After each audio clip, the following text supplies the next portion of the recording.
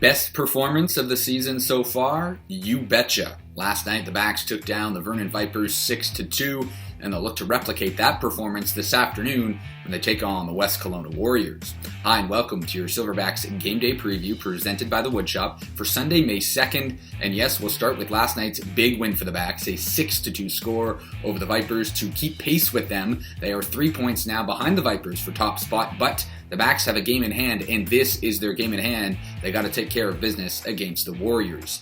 We'll start the recap for this one with Logan Lorenz actually opening the scoring for the Vipers. 7 minutes into this one on a power play, made it 1-0. It didn't take the Backs long to respond. 42 seconds later, Tucker Hartman on the backhand just outside the crease, jumping in on the offense, made it a 1-1 score. And the Backs were shorthanded quite often in the first period, but it didn't seem to matter because they got a beautiful shorthanded goal from Drew Bennett to make it 2-1 with just under 5 minutes to go in the first, as he absolutely undressed defenseman Sam Dewar and finished on the backhand top shelf to make it 2-1. It would be actually a flurry of goals in those final 5 minutes, Bennett making it 2-1, but then not long later, Braden Fisher hops on a rebound at 5-on-5 to get his first in the BCHL, making it 3-1, and then with under a minute to go in the period, Cameron Recchi on a power play, why not, jumping in on the offense himself, tucking it home after a great pass from Sullivan Mack, made it 4-1 Backs after 20 minutes of play. In the second, the Backs would not let up. Simon Tassi first on a 3-on-2 rush coming down the wing, makes it 5-1,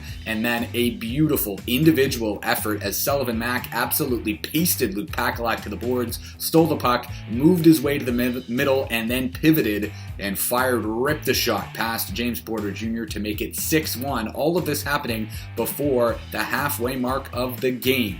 And so the game was pretty much out of reach. It was never in question, even though the Vipers would get an early goal in the third to make it 6-2. That would hold up as the final, as the Silverbacks really imposed their will on Vernon from the get-go physically. And that was actually a key. Without that, the goals wouldn't have flown. And so heading into today, assistant coach Carter Cochran says having that physicality again, just because how big it was yesterday, it's a key again this afternoon.